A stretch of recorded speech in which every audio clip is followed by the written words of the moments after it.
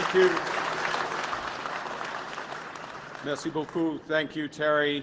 Thank you, Paul. Thank you, Paul. It is, wow, what an honor to be here at NFI. Bonjour tout le monde. Good morning, everyone. You know, et je voudrais commencer à remercier New Flyer de nous accueillir ici aujourd'hui. I want to thank, above all, the dedicated, innovative, hard-working members of this company behind me, around us, across North America, stretching into Europe, that have made NFI, have made New Flyer the ultimate Canadian success story that it is.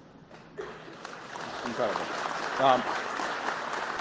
And for decades, you've produced high-quality, reliable, highly customized buses that have been sold across the world, across North America.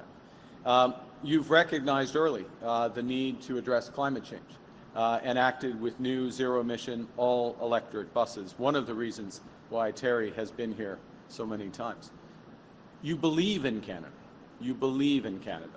Your All-Canadian Build initiative is exactly how we must respond as a country going forward as the world changes. With Canadian materials and, above all, dedicated, talented Canadian workers who make New Flyer a true global success story. You are what makes Canada strong.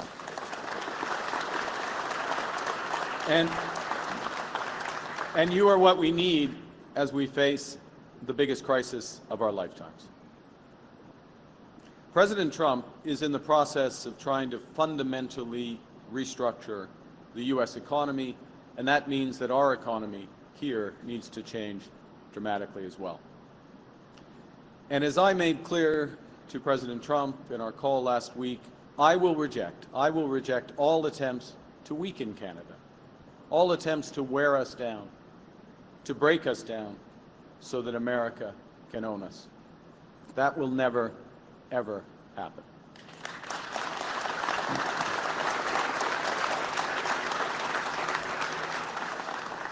Notre réponse, se battre, protéger et bâtir.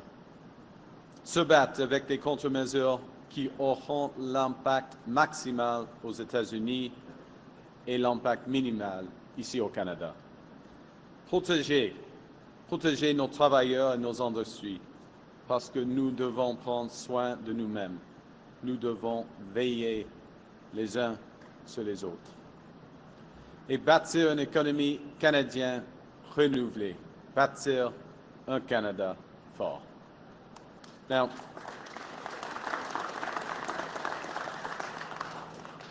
I want to talk today, I want to take a step back today and talk about what building Canada strong means. At its core, it means an economy that creates good, high-paying jobs, grows incomes, an economy that's resilient, that can withstand shocks from abroad. But it's more than that. What makes me a liberal, what makes my colleagues liberals, is an unwavering belief that an economy is only strong when it serves everyone. Because in society, people can slip through the cracks. They can be left behind.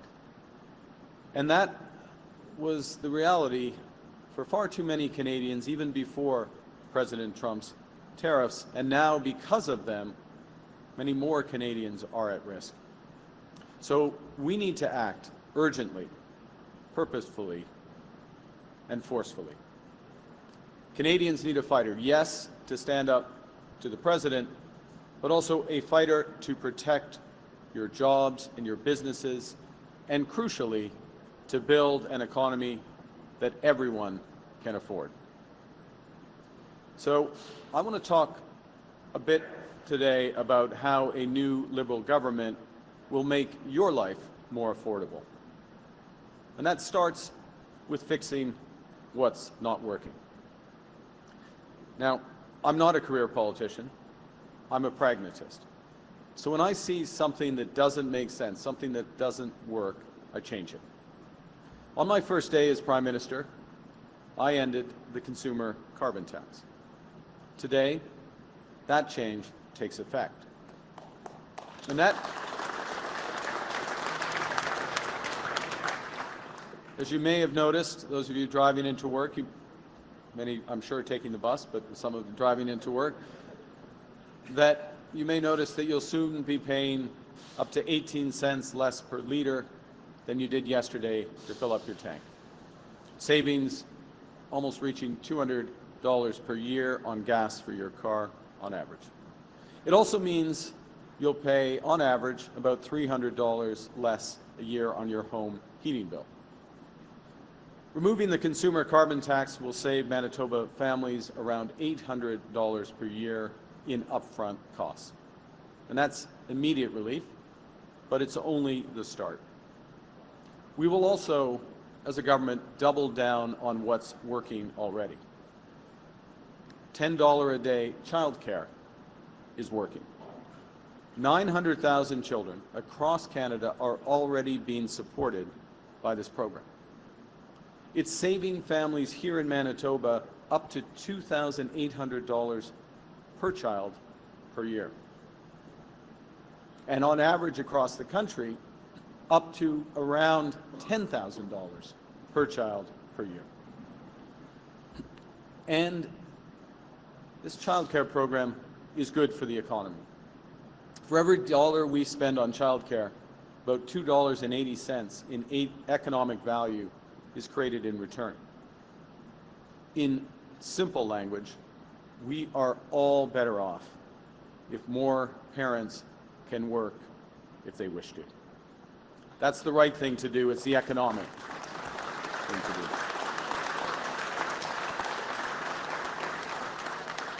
It's an economic no-brainer to everyone except for Pierre Poilievre, who would cancel it. Notre programme pour les soins dentaires fonctionne bien aussi. Ce programme épargne aux familles plus de $870 par année. Par conséquent, dès ma première semaine comme Premier ministre, mon gouvernement l'a rendu plus accessible pour que 5 millions de personnes de plus puissent en bénéficier. Ça s'ajoute aux 3,4 millions Canadiens et Canadiennes qui ont déjà accès au programme. 1,7 million ont déjà reçu des soins abordables et accessibles. Certains pour la première fois de leur vie. Durant ma première semaine comme Premier ministre, mon gouvernement a aussi enlevé la TPS sur l'achat de première propriété coûtant moins de $1 million. Parce que les Canadiennes et Canadiens, surtout les jeunes, ne peuvent plus attendre. Ils méritent une maison abordable maintenant. Ici à Winnipeg, ça représente une réduction de plus de $7 300 sur le prix moyen d'un condo et une réduction de plus de $12 300 sur le prix moyen d'une maison. 18 cents per liter off the cost to fill up your tank. $300 off your annual home heating bill. Hundreds or even thousands of dollars off the bill each time you go to the dentist. Continuing child care that's delivering savings of up to $2,800 per year here in Manitoba per child. These are savings that Manitobans can already expect, largely because the progress that we made in my first 9 days as Prime Minister. But we can accomplish much more if we win this election. And that begins with a middle-class tax cut. On the first day of this campaign, I committed to a middle-class tax cut that will save the average two-income family up to $825 a year. And yesterday, I announced Canada's most since the Second World War. It's a plan that has many components, but the bottom line is this. We're going to make Canada the leader in prefabricated and modular housing. We're going to create tens of thousands of new, not just jobs, tens of thousands of new careers in the trades. And we're going to cut the cost of building homes by as much as 20%. We're also slashing development charges on, which in effect are taxes on home building. We're going to slash those in half. And as I mentioned earlier, we're cutting the GST on homes for up to $1 million for first-time buyers. Ce n'est pas seulement un plan pour faire augmenter l'offre en logement et faire baisser les prix, c'est un vrai plan pour que l'accession à la propriété redevienne possible pour tout le monde. Our plan is making it more affordable for families to purchase a home. For an average family here in Winnipeg, this makes purchasing a condo much more affordable by saving them more than $3,000 on development charges, $7,300 on GST. And with all of these measures, a two-earner family with a child in Winnipeg that has a household income of around $70,000 can expect $15,000, I repeat, in savings. And on top of those savings, with our housing plan, and by building more homes more efficiently through modular and other technologies that could reduce the cost of building homes by up to 20%.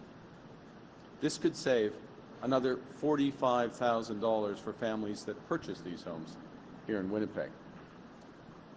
This will go a long, long way.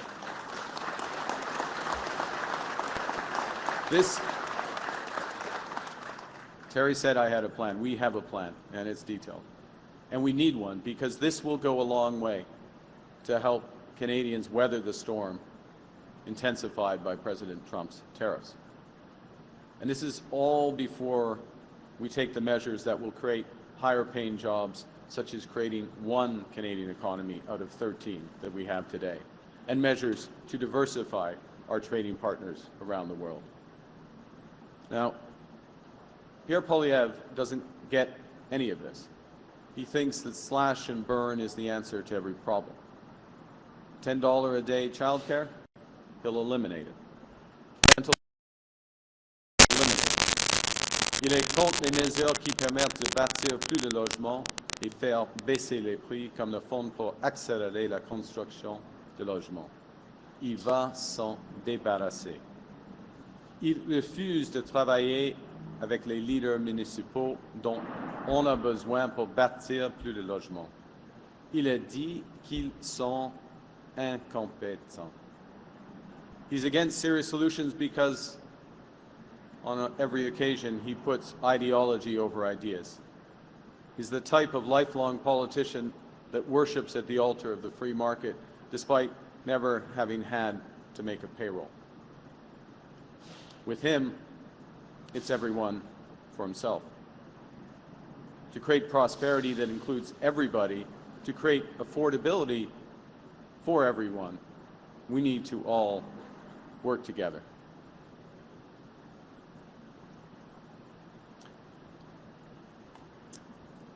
We have to do big things in this country. We have to move forward because we are masters in our own home. Nous sommes maîtres chez nous. We can control our economic destiny. But to do so, we will need to do things previously thought impossible at speeds we haven't seen in generations. But the bottom line is, we, in Winnipeg, in Manitoba, across Canada, we can give ourselves more than any foreign government, including the United States, can ever take away from us. And that includes, at its core, a better, more affordable life for every Canadian. For generations, Canadians have built this great country on the idea that if you work hard, like the people here at New Flyer, if you work hard, you should be able to afford a good life, a good job that covers the bills, have a good home in a welcoming and safe community.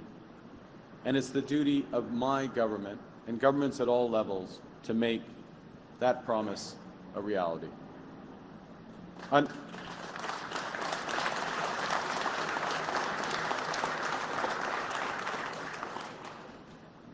Under a new Liberal government, we will build a Canada you can afford.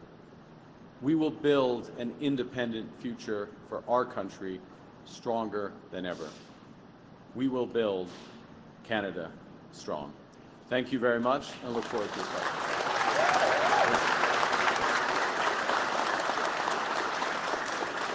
All right, we'll be taking 15 minutes of the media delegation's question, starting with Bloomberg. Hi, Mr. Carney. Brian Platt with Bloomberg. There's been a few reports over the past few days about what the Trump administration may do tomorrow, including the possibility of 20% tariffs on the entire world. Does the government have any communication? Has the government received any communication about what the Trump administration may do tomorrow? What's your own personal expectation? Thank you for the question. As you know, I spoke with the President last week. We had a very constructive, very productive conversation. Part of that conversation included a commitment, two commitments. The first was that after the election, Government of Canada and the Government of the United States, President and the next Prime Minister, which I hope will be me. I'm working hard every day to be that person, but we will sit down. Those individuals will sit down and begin comprehensive negotiations. That's the first thing. The second thing we agreed was that our principals, our ministers, would be in close contact during this period. And that is the case. Minister LeBlanc has been in contact with Secretary Lutnick, Secretary of Commerce Lutnick. That is a regular ongoing conversation.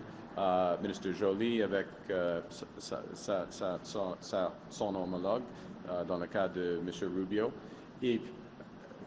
So we're in close contact. We, of course, will be looking with interest what is announced tomorrow. As I also mentioned to the President and was very clear, we will respond to additional measures. So we will put in place retaliatory measures if there are additional measures put against Canada tomorrow. Thank you. En français, c'est quoi? Il y a deux engagements pendant la conversation entre moi et Monsieur le Président Trump. Premièrement, il y aura une négociation globale entre le Canada et les États-Unis après notre élection fédérale. Deuxièmement, nos ministres vont être dans des conversations fréquentes et ouvertes. Et c'est le cas. C'est le cas maintenant avec les conversations entre M. Leblanc et puis M. Joly et leur homologue américain. Et point final, j'ai avisé, Monsieur le Président, que le Canada va prendre des contre-tarifs s'il y aura d'autres mesures demain, d'autres mesures américaines demain. Okay. In terms of Canada's response, you've said you're looking at measures, you want to do measures that are minimally impactful on Canadians. But of that list that the Trudeau government released of $155 billion, there's a lot of items on that list that will be quite impactful on Canadians. Yeah. I'm thinking, for example, passenger vehicles. A lot of the best-selling vehicles in Canada are made in the U.S. Are you still using that $155 billion list, or do you expect a more narrow response? Well, Brian, this is a crucial question. And let me say in general, and then I'll give you a couple of quick examples. We are going to be very deliberate in terms of the measures we take to fight for Canada, fight against these unjustified measures by the U.S. administration, but also to protect, to have that minimal impact in Canada. Now, I'm going to use a specific example. Paul and I were discussing earlier today this great company, which produces a number of buses for the United States using, in many cases, U.S. components. And so the need for New Flyer is remains competitive and all the subsidy remains competitive. That's smart. That's smart from the Canadian perspective, and that's the kind of approach this government is taking.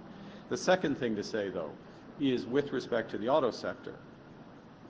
Given the current structure of U.S. auto tariffs, we have held back until we see the next measures from the U.S. tomorrow. We have held back. But we will not disadvantage Canadian producers and Canadian workers relative to American workers. So there are measures that we can take that at a minimum level the playing field with the United States. And again, it depends on the broader measures they take tomorrow, if indeed they do against Canada. Thank you. Next question. En français, pour tout cela, alors, en ce qui concerne les contre-tarifs, le principe, c'est d'avoir un impact maximal aux États-Unis et un impact minimal ici au Canada. Mais il y a et ça c'est absolument fondamental pour nous. Et notre réponse va être intelligente, je vous assure. Mais il y a des exemples, par exemple les ordres de rémission pour une société, une entreprise comme New Flyer, en ce qui concerne les components, les pièces américaines. Et deuxièmement, en ce qui concerne le secteur automobile, nous allons maintenir, rétablir la concurrence canadienne par rapport aux Américaines qui a été déstabilisée par leurs mesures. Okay. Morning. Next question. Good morning, Olivia Stefanovich, CBC News. It appears the involvement of the RCMP forced candidate Paul Cheng to bow out of the race. Meanwhile, the Conservatives just removed their problematic candidate in Windsor within an hour of learning of issues of this individual. Why didn't you do the same with Cheng? And was this a teachable moment for you? Mr. Cheng made his resignation, offered his resignation last night. I accepted it. As I said yesterday, his comments were deeply troubling and regrettable. We will move on with looking for a new candidate for Markham. And I'll leave it at that. En français? En français, d'accord. Hier soir, j'ai accepté la démission de M. Cheng. Comme je l'ai dit hier, ses commentaires étaient terriblement offensifs. C'est terriblement offensif et on va chercher à partir de maintenant de nouveaux candidats pour Markham Union Bill. How do you reconcile keeping Bill C-69 with your plans to build infrastructure in Canada? Do you plan to repeal Bill C-69? We do not plan to repeal Bill C-69, to answer your question directly. What we have said and made very clear 10 days ago, formally with the First Minister's meeting, is that we will move for projects of national interest to remove duplication in terms of environmental assessments and other approvals, and we will follow, as the federal government, the principle of one project, one approval to move forward from that. And so what's essential is to work at this time of crisis to come together as a nation, all levels of government, to focus on those projects that are going to make material differences to our country, to Canadian workers, and to our future, and work closely together. And the federal government is looking to lead with that by saying we will accept provincial environmental assessments to move forward with that for example, clean energy projects or conventional energy projects. There are many others that could be there. Last point, which in many respects is the first point, we will always ensure that these projects move forward in partnership with First. Prochaine question. Oui, bonjour, M. Carney. Laurence Martin de Radio-Canada. Les Américains voient la loi 96 comme un obstacle au commerce. Est-ce que vous êtes d'accord avec ça? Est-ce que vous vous engagez à la protéger coûte que coûte dans une négociation avec eux? OK, merci pour votre question. Soyons clairs. Dès que le début de ma campagne électorale, ma campagne pour la chefferie, j'ai dit jamais nous nous ne serons jamais des négociations avec les États-Unis au sujet ou des sujets qui impactent la langue française, la culture et la gestion de l'offre. Alors, c'est jamais sur la table. Juste pour clarifier, vous la protégez coûte que coûte, la loi 96. Vous la protégez. Je vais protéger, oui. Ouais. Mais comment est-ce que vous pouvez protéger une loi que vous avez l'intention de contester en Cour suprême? Il y a plusieurs aspects de la loi et il y a une question des droits. C'est une question pour des cours, pour des juges. Et c'est une autre question, c'est un autre aspect. C'est la question des les droits fondamentaux ici au Canada. C'est une question à défendre le cas. Question pour vous? Prochaine question. Il n'y a pas de contradiction pour vous? Il n'y a pas de contradiction. Non, pas de contradiction. C'est la chose fondamentale. Pour moi, la question qui pose maintenant, c'est la négociation avec les États-Unis afin de régler cette crise. Et je suis absolument clair. Jamais la langue française, jamais la culture canadienne, y compris la culture québécoise, et jamais la gestion de l'offre seront sur la table. Next question. Hi, Mr. Carney. It's Stuart Thompson from the National Post. On Friday, the Post published a piece revealing 10 instances of plagiarism in your doctoral thesis. Your party responded by attacking the academic who was quoted in the piece. Some of your surrogates mentioned pulling media subsidies because they didn't like the piece. First of all, did you plagiarize? And is this a demeanor we can expect from a Carney government? Will you attack the media when you don't like the work we do? Thank you for your question. I'm pleased that there's such interest in my doctoral thesis. It's sort of languished on the shelf for over 3 decades.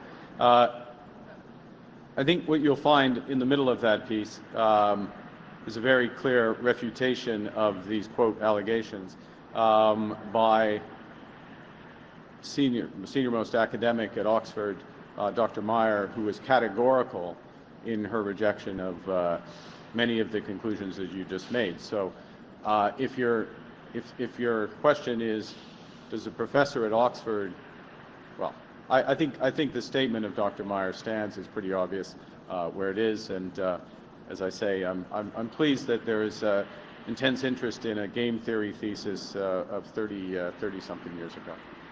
Next question. Hi, Mr. Carney. Alessia Passafiumi here with the Canadian Press. Your ministers have been telling me for more than a year that a Poilievre government wouldn't be focused on the issue of reconciliation. Yet you're here in Winnipeg, which is a majorly Indigenous city, with no policy announcement for Indigenous people, no public meetings with them. What does that signal about the Liberal Party's stance on reconciliation with Indigenous people? Yeah, thank you for your question. I'll say a couple of things, if I may. The first, in my opening comments as Prime Minister on the day that I was sworn in, acknowledged the fundamental role of First Nations, Inuit and Métis peoples to the founding of our country. Within 2.5 days, I was in Iqaluit with the Premier and meeting First Nations. The Inuit people, sorry, the Inuit people and the Métis. Within the first week, I met with all the leaders of the Indigenous organizations. Within the first week, we announced as a government the doubling and the broadening of the Indigenous loan program. So the process of reconciliation, which is fundamental to our country, fundamentally part of our being and essential, must proceed. And we've taken those initial steps. This is a long process, but we've taken those initial steps to move forward. Thank you. Prochaine question. Sierra Buttons, ABTN National News. Prime Minister Carney, you've been talking a lot about speeding up mineral extraction and energy projects in your campaign. I'm wondering, how do you plan to square that with First Nations' right to consultation and accommodation? Thank you very much for this question. I can't stress this enough. This is fundamental, and when I have national interest, when I speak of For example, critical mineral extraction, which is a tremendous opportunity for this country, but can only proceed if there is free, prior, and informed consent. Only proceed, in my judgment, if there's full participation from First Nations groups. And I have, on multiple occasions, unfortunately on multiple occasions, had to remind Mr. Poilievre of that fact. For him, he can fly into Iqaluit without consulting the premiers, without meeting with any First Nation groups, makes an announcement and flies back. For him, he can speak of building an energy corridor or building Energy East as a pipeline without mentioning First Nations. I always have that at the heart. And to make that more concrete and to make that a reality, as I just mentioned, we doubled, I'll round it to that, our Indigenous loans guarantees program, which is now $10 billion, which finances, to be clear, these aren't loans, these are loans for full investment participation if those First Nations choose to support a project and wish to be part owners. And we broadened it across from just whatever it was before, last point, from just energy across to a wide range of projects, which would include critical minerals. So it's there, but we're also putting it into action. Next question. Sorry. Glenn McGregor, City News. You mentioned the drop at the pump motorists are experiencing today. Are you convinced that is durable, that oil and gas companies are not going to take advantage of, I don't know if this is in your thesis or not, but inelasticity of the demand for gasoline? Are you concerned about that they may raise their prices again over time to make up for the drop in the carbon tax? And if so, what would you do about that? Well, okay, a couple of things. Thanks for raising this. It's incredibly important that Canadians are seeing that flow through of the drop in the price in the pump. It's important that the Competition Bureau, the competition authorities are very alert to ensuring what you're suggesting might happen or could happen doesn't happen, first point. Second point, we all know through long history that the price of gasoline at the pump also fluctuates with the price of oil around the world. So there will be some fluctuations in and around there. The third point, and I'll hand back to you, Glenn, is that what we said from the start was we will cancel the consumer carbon tax, which I did on my first day as Prime Minister. We recognize that there is also a rebate that comes with that carbon tax that gets people ahead. We kept the rebate in place for this.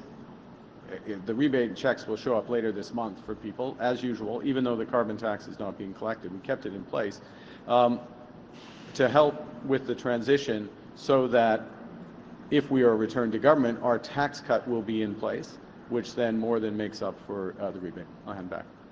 On your affordability theme, you mentioned daycare, you mentioned dental care. I haven't heard you talk about pharmacare, and I know your party was kind of leveraged into this by the NDP. Are you committed, if you form government, to expanding that above and beyond diabetes and birth control medications for people who don't have employer plans or provincial plans? Committed, absolutely, to keeping what is in place. I think those broader judgments will take place in the. If there were to be an expansion, it's in the context of decisions around a range of priorities. But the core remains on pharmacare and clearly childcare, dental care, the tax cut, the changes I've outlined. And I'm going to underscore one last time, hand to your colleague, the changes in housing. The ambition in housing is enormous, and the changes in housing in terms of the impact of an affordability in a few years will, for those who are buying houses, have the potential to more than triple the impact that's been seen. We'll take one last question. Okay. Bonjour, Monsieur Carney, Hélène Moncade de la presse canadienne. J'aimerais revenir sur la loi 96 des entreprises américaines qui ont exprimé leur préoccupation face à l'obligation d'avoir à traduire leur marque de commerce, des termes génériques sur leur emballage. Vous venez de dire qu'il n'y aura pas de négociation sur le français et la culture, mais comment s'assurer du respect par les Américains s'ils sentent que vous ferez partie, en quelque sorte, d'une contestation de cette loi?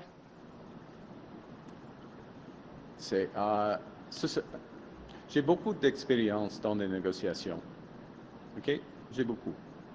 Et dans une négociation, si on met des choses à côté, ils sont à côté. Je donne tout le temps cet engagement. Je mets à côté la langue française. Je mets à côté la gestion de l'ordre. Je mets à côté la culture. C'est jamais sur la table. C'est comment on fait une négociation. On doit être clair en avance. Je suis absolument clair. À vous, madame. Donc, vous pouvez donner des garanties que la protection du français ne sera jamais remise en cause? Je viens de le dire. C'est un engagement. C'est un engagement personnel. Et c'est très important. Alors, merci pour votre question, mais c'est très important, mais je suis absolument clair sur cela. Merci beaucoup. C'est ce qui met fin à OK, merci. Merci beaucoup. C'est ce qui met fin à la conférence de presse d'aujourd'hui.